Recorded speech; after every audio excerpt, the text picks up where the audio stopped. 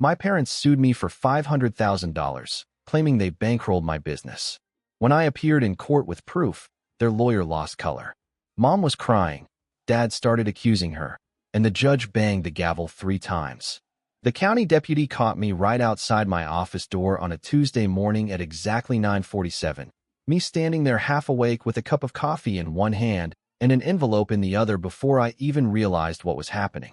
He said my name, Mike Lee, told me I'd been served, wished me a good day, and walked off like he'd just dropped off takeout instead of detonating my life. I stood there staring at the envelope, thick and serious, the kind of paper that feels heavy even before you open it, and when I finally did, the words hit hard. Lee versus Lee, civil case number 2024 to 8847. Plaintiffs Paul and Karen Lee, defendant me, claiming $500,000 for an unpaid business loan.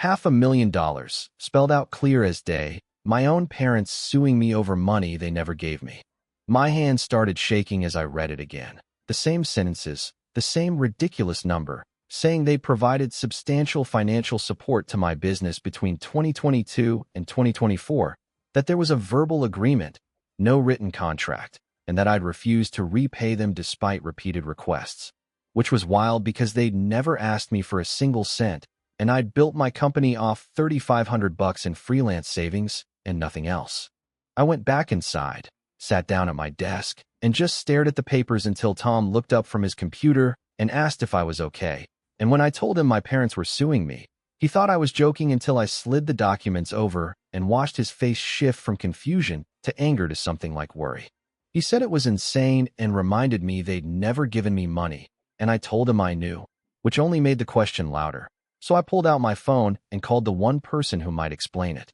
After 4 rings, my mom answered in that sweet, syrupy voice, saying hi like nothing was wrong. And when I asked why I was holding a lawsuit, there was a long pause before she said my father thought it was best to make things official, which made no sense because they were claiming they gave me $500,000, something that never happened. And when I pushed back, she said they'd supported me emotionally, and that had value. Then told me my dad had the documents and I should talk to him. Before hanging up, I sat there gripping my phone, breathing hard, until Tom cleared his throat and told me I needed a lawyer, and even though I said I couldn't afford one, he shot back that I couldn't afford not to. He was right, so I spent the next 2 hours frantically searching for civil defense attorneys in Portland, family lawsuit specialists, anything about fighting fraudulent claims, only to find retainer fees around $5,000 and hourly rates that would drain my $8,000 savings in no time. But I didn't have a choice. I finally called a small firm and left a message for Laura Hayes.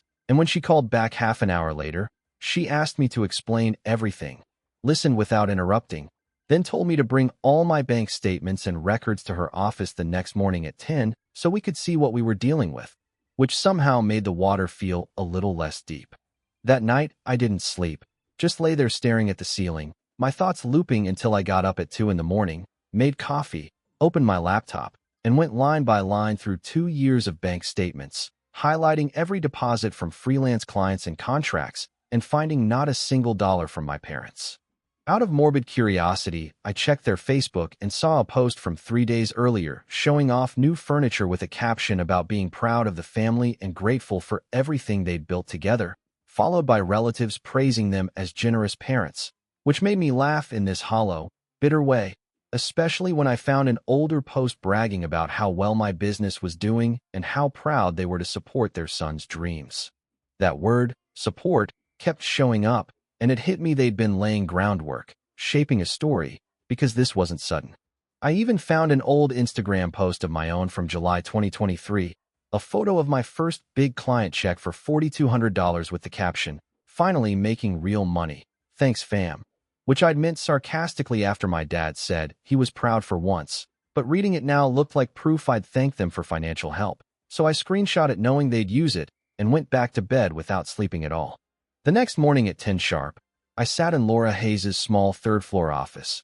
cluttered with files and degrees and a coffee mug that read, "I object," while she went through my documents slowly and carefully, asking questions as my hands shook so badly. She finally asked if I was okay, and all I could say was that I didn't understand why my parents were doing this. She said it was usually desperation or greed or both. then stopped on a printed attachment I'd included, a supposed loan agreement they'd filed with the lawsuit, and when she asked if I'd signed it, I told her I'd never seen it before because the signature wasn't mine, the D was wrong, too rounded, and the notary listed didn't even exist according to the state database. Laura leaned back, crossed her arms, and said plainly that they'd forged a loan agreement and used a fake notary, then told me that if they knowingly submitted fraudulent documents, this went beyond a civil dispute and into criminal territory, and while I didn't know how to respond to that, one thing was clear to me now. Whatever they were doing, they were desperate.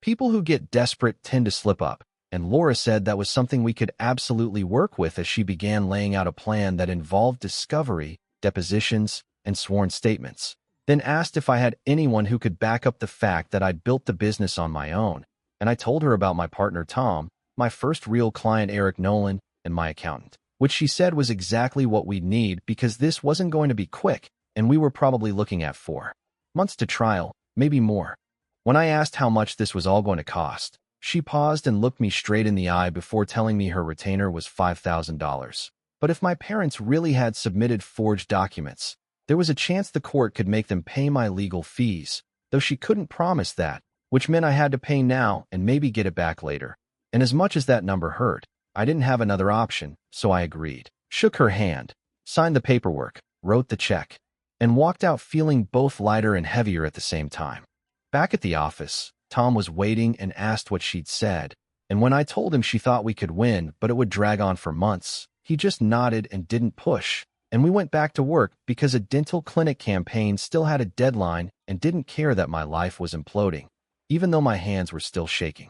That night, I went home, cooked dinner I couldn't eat, sat on the couch with the TV on but never really watched it, and kept thinking about my parents, the lawsuit, the fake paperwork, and the last time I'd seen them at a Sunday dinner 3 months earlier when my dad asked how the business was doing, nodded at my answer, and my mom spent the night talking about relatives and vacations, and when I left early saying I had work, neither of them tried to stop me, which made it hit harder that now. This was how they chose to speak to me. A text from Tom buzzed and saying I was going to win and that they had nothing while I had everything. So I thanked him and lay there staring at the ceiling, counting the 4 months to trial and realizing it would be 4 months of fear and anger, but I wasn't backing down because they were trying to take money they never gave, and I was going to prove it $1 and 1 record at a time. The first week turned into non-stop evidence gathering, with me sitting at my kitchen table covered in printed bank statements from the last 3 years, highlighting every deposit,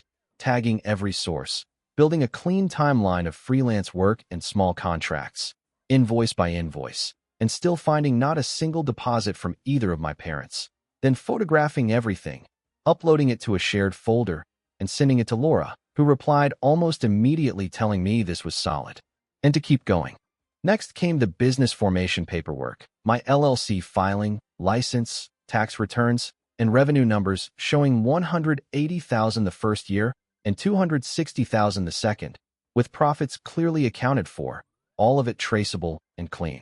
By Wednesday, I knew I needed witnesses, so I called my first real client, Eric Nolan, from an old invoice, and after some awkward silence when I explained my parents were suing me and claiming they'd funded my work, he agreed to testify because he'd paid me directly through Venmo for an $800 website redesign and remembered being my first client outside friends and family. On Thursday, I made the mistake of driving past my parents' house, seeing their car in the driveway and lights glowing inside like everything was normal, sitting across the street watching shadows move behind the windows and wondering if they were talking about me or planning their next move before driving away feeling empty. Friday afternoon something clicked in my head, and I remembered the storage unit I'd rented when I first moved out. So I drove across town, opened unit 347, and dug through boxes labeled in my mom's handwriting until I found a shoebox full of old cards, reading years of loving messages until I hit the one from my 25th birthday, right before I started the business, where my dad wished me luck but warned me not to come crying when it failed, the word business in quotes, and I photographed it, added it to my evidence folder, and sat in my car staring at his handwriting and realizing how twisted it was that they now wanted $500,000 for support they never gave. In week 2, Laura used a court order to demand my parents' financial records, and when she emailed me late Friday telling me to call her, I opened the files and saw bank statements with random amounts labeled as business support, none of which matched any deposit I'd ever received. And when I lined them up next to my own records, the dates and amounts didn't overlap at all, making it clear they'd invented the transactions out of thin air. They'd taken ordinary withdrawals from their own account and relabeled them as payments to me. And as I kept digging through what they'd filed, I found something even worse buried in the stack, a so-called business loan agreement between Paul Lee, Karen Lee, and me for $500,000, claiming it was a verbal deal with no interest and repayment on demand, dated August 2023, with my name signed at the bottom even though I'd never seen that paper in my life. I zoomed in on the signature and immediately knew it was fake because the D was wrong, too rounded, when mine has always been sharp and angled. Then I looked closer at the notary stamp that read Veronica Huang, Notary Public, with a commission number listed underneath. So I opened a new tab, searched the Washington State Notary Database, and found nothing. No Veronica Huang, no matching commission number, no record at all. I screenshot every part of it and sent it straight to Laura with a short message saying they'd forged this and the notary didn't exist. And she wrote back almost immediately saying this was outright fraud and she was filing a motion. In week 3, I got an email from my accountant, Sofia Ramirez, with the subject line telling me my parents had contacted her, and she explained that my father had called asking for copies of my business financials, claiming he had the right as an investor, but she'd refused without my written consent and wanted to warn me. I thanked her and told her plainly they were suing me and not to give them anything. And about an hour later, she emailed again with a PDF attached, saying she'd reviewed my books for her own records and every deposit from 2022 through 2024 was documented with client names, invoice numbers, and payment methods, and that she'd testify if needed. When I opened the spreadsheet, it was spotless, every dollar accounted for with no gaps and no mystery money. So I forwarded it to Laura with a subject line, making it clear my accountant confirmed there were 0 deposits from my parents. In week 4, I got a text from Ryan, the guy who used to run the co-working space where I rented a desk, saying someone claiming to be my father had shown up asking about my rental history for a legal issue. And while he hadn't shared anything, he wanted me to know. I told him thanks and explained my dad was suing me. And he replied that for what it was worth, he had all my lease agreements and payment records showing I paid $200 a month directly from my business account and that no one else had ever been involved, and he was happy to testify, so I added him to my growing witness list. It was obvious now that my parents were digging everywhere they could, hoping to find even one crack that proved they'd helped me, but there wasn't anything to find because they never had. That evening, my dad showed up at my office around 6:30 after everyone else had gone home, knocking on the door while I was finishing a proposal, and when I let him in, neither of us said much as he walked around studying the desks, the equipment, and the whiteboards covered in timelines before asking if this was really what I'd built and how many employees I had. When I told him 4, he nodded with his jaw tight and said flat out they weren't dropping the lawsuit, then suggested I could settle and give them something to make it go away, which I refused because I'd never taken anything from them. And when he accused me of destroying my own parents, I reminded him they were the ones who sued me with forged documents. That's when he said they were losing the house, that they'd remortgaged it and the bank was foreclosing,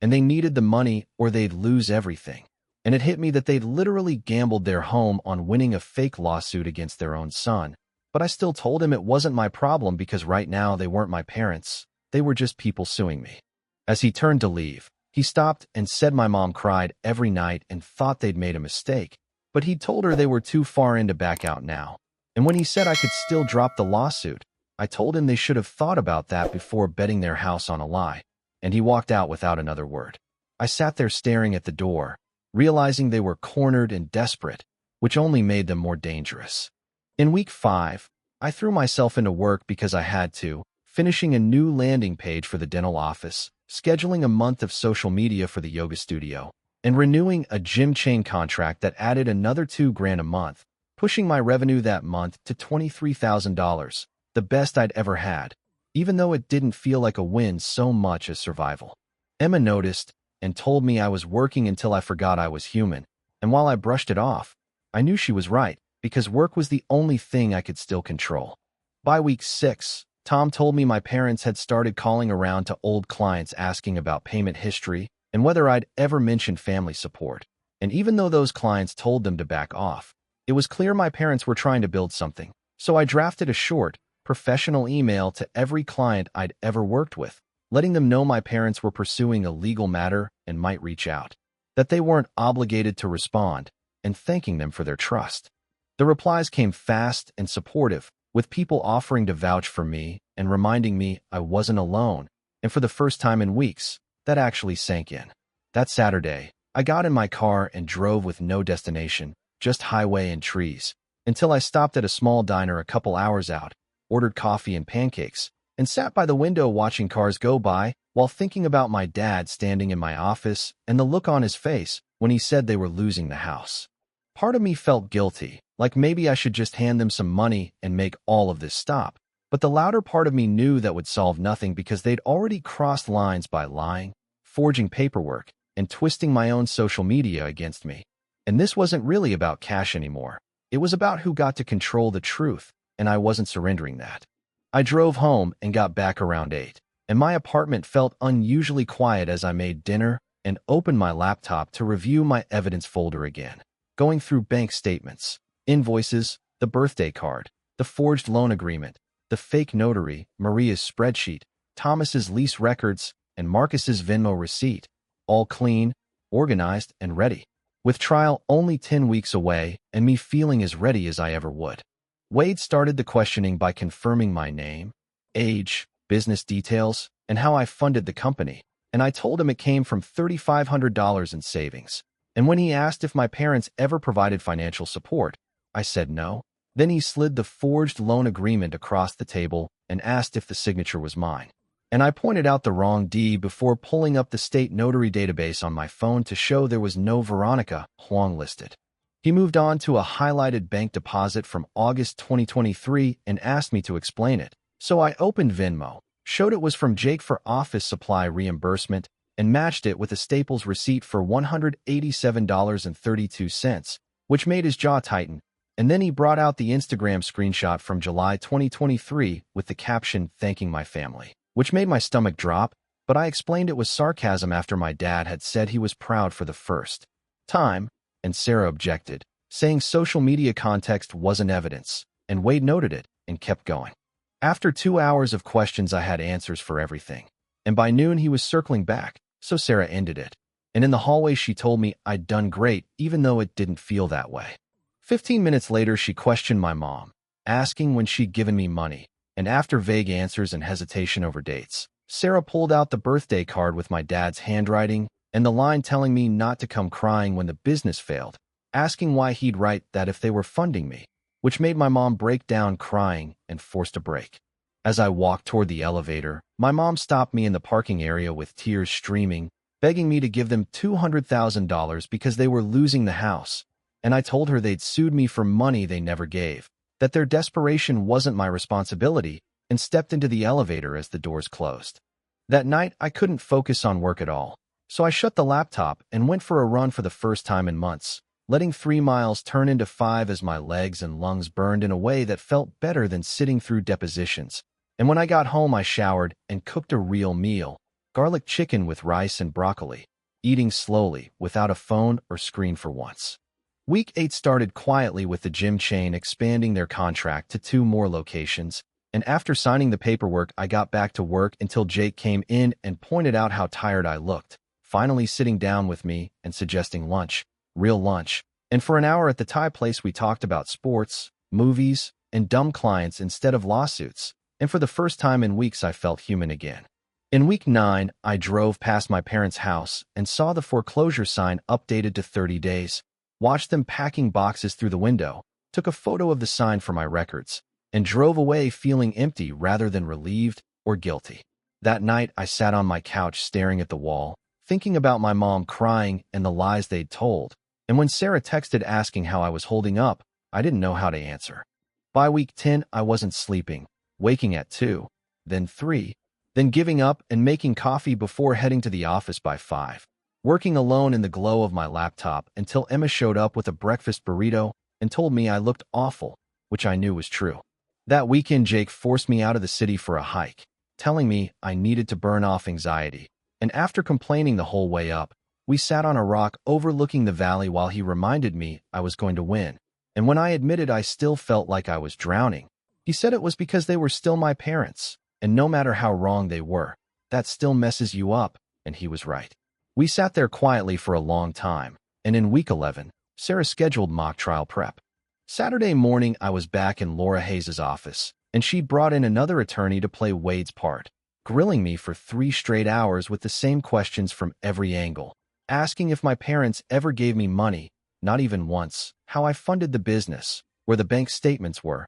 and by the end my answers came out clean and automatic as I slid over the statements with every deposit highlighted. And Laura nodded and said I was ready even though I didn't feel ready at all. That night, I went home and cleaned my apartment top to bottom, did all the laundry, prepped a week's worth of meals, 12 identical chicken and rice bowls stacked neatly in the fridge, vacuumed, wiped counters, took out the trash, and by 10 everything was spotless, and I sat on the couch with the TV on but not really watching, thinking about calling my mom one last time just to ask why, scrolling to her name with my finger hovering until I remembered the forged document, the fake notary, the way they twisted my own words, and instead I deleted her contact, then my dad's, then Aunt Carol's and Cousin David's, everyone who'd picked a side, and my phone felt lighter after that. Sunday, the day before trial, I woke up around 9, made coffee, and sat quietly going through my phone deleting old photos, finding pictures from 3 years earlier of family dinners and birthdays back when they still smiled at me because they thought I'd fail, back when the business was a joke to them, and I deleted every last one, for 100 photos gone, which felt strange but fair because they'd erased us first. That afternoon, I went into the office alone, sat at my desk, looked around at the 4 desks, the conference room, the small kitchen, the whiteboard full of projects, everything I'd built from a bedroom office and $3,500 in cold emails, no help and no safety net. And I walked around touching the walls and furniture just to remind myself it was real, then left at 5, went home, ate one of my meal prep bowls, half-watched some action movie, laid out my navy suit, white shirt, blue tie, and black shoes, packed my bag with my laptop, USB drive, printed documents, charger, water bottle, and notepad, set my alarm for 6, and lay in bed staring at the ceiling knowing trial was 9 hours away and that I'd prove they gave me nothing and defend what I built because the family I thought I had was already gone. The courtroom the next morning was smaller than I expected. Judge Davis walked in with a hard face, called case number 2024 CV 8847, Lee versus Lee, and Wade gave his opening, showing the forged loan agreement, which made the judge pause and point out the notary didn't exist in the state database, turning Wade pale as he said he'd address it. Then Laura stood and calmly laid out that I built the business with documented savings of $3,500, that every transaction was recorded, that my parents' bank statements showed 0 deposits to me, and that the loan agreement was fabricated. Wade called my dad first, who claimed he'd given me around $500,000 and said there were no records because they trusted me, until Laura cross-examined him and asked for one specific date, any date. And when he couldn't answer, she showed the birthday card where he'd written business in quotes and told me not to come crying when it failed, and he said he was joking before stepping down. Then Wade called my mom, who was already crying, and when asked if she'd given me money, she looked at Wade, then at my dad, and said no. And the room went dead silent as she admitted they never gave me anything and were losing the house and just needed me to settle. My dad jumping up and getting shouted down by the judge as she finally said she'd heard enough, dismissed the case, declared the loan fraudulent, referred it for potential criminal charges, and said I could pursue fees if I wanted. All over in 22 minutes. I walked out with Laura and Jake, and when she told me I'd won and could recover about $22,000 in legal fees, I thought about my mom sobbing and my dad collapsed and told her no, I just wanted them out of my life, and she nodded and said she'd file the paperwork and that I was done. I paid her final invoice that afternoon, went back to the office, told Emma it was over and that I'd won, and after she smiled I sat down, opened my laptop, saw 14 client emails waiting, and got back to work. That weekend I blocked my parents' numbers, cut off the rest of the family, changed my building access code, and told Emma I wasn't available if they called. And 2 weeks later when a hardware store client dropped a $2,000 monthly contract because their partner Googled me, and didn't like the family lawsuit. I told Jake I was fine even though I wasn't. By the third week, Emma casually mentioned over lunch that there was a rumor floating around that some clients were quietly asking if I was stable, like family drama somehow made a person unreliable, and I didn't say anything, just ate my sandwich while my stomach turned. That night, I went through every client contract line by line, checking termination clauses and bracing for cancellations that never came, though the fear stayed lodged in my chest anyway. By week 4, I tried dating, meeting a friend of Jake's at a coffee shop, a graphic designer named Rachel who was smart and funny and easy to talk to. And we sat there for an hour chatting about work and hobbies until she asked what I did for fun, and I realized I didn't have an answer beyond work. When she asked about my family, I brushed it off by saying we weren't close, changed the subject, and kept talking about business growth. And at the end, she was kind but honest, telling me I was looking for a distraction, not a date, and she was right. I went home, sat on the couch, turned on the TV, and stared straight through it. In the second month after trial, a mutual friend emailed to say my parents had lost the house and moved into an apartment across town, and I stared at the message waiting to feel guilt or sadness or something meaningful, but all I felt was maybe relief or maybe nothing at all, so I deleted it. That same week, I ran into my dad at the grocery store in the produce aisle, watching him quietly calculate prices and put back the expensive apples for a discount bag, looking older and smaller than I remembered, and I left without buying anything, my hands shaking in a way that wasn't anger and wasn't something I wanted to name. By month 3, the business finally stabilized with a new restaurant chain client bringing in $6,000 a month, real progress. But I didn't celebrate, just filed the contract and kept moving. And when Jake asked why I looked like I was still losing even though I'd won, I didn't have an answer. In month 4, I started going to the gym again, not for health but to wear myself out, lifting and running until my body gave up, then going home to the same routine of work, gym, dinner, sleep, no friends, no dates, no family, just forward motion. One night Jake showed up unannounced and told me I was turning into a ghost, that I was free now but still living like I was in court,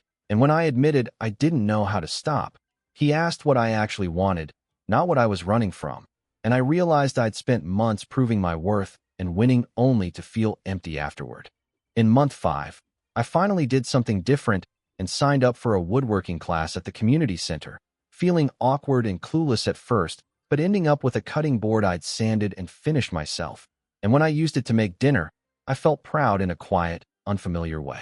By month 6, a year after the lawsuit began, revenue was steady. The team had grown, and the business was truly good. Yet Thanksgiving came, and I worked straight through until Jake dragged me to his family's dinner, where his mom welcomed me without questions and said I was always welcome. And something cracked in my chest because I realized I'd won the case, but lost my ability to trust and connect. Month 7 was when I finally told Jake I thought I needed help, and 2 weeks later I started therapy, talking first about work and control before admitting I was afraid that if I stopped working, I'd discover I had nothing else. In month 8, I took my first real week off in 2 years, stayed home, read, cooked, walked the city, made a small crooked shelf in class, and came back not fixed but lighter. In month 9, Emma told me my mother had called the office, and I told her to say I was in a meeting, and when she asked what to do if my mom called again, I said the same thing, knowing I wasn't ready. On the last Friday before the holiday break,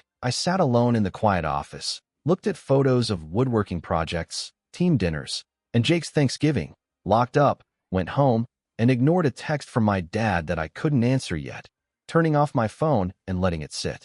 The next morning, I drank coffee at my kitchen table and thought about everything I'd lost and everything I'd built, realizing I didn't have closure or answers, but I had myself, and for the first time, that felt like it might be enough.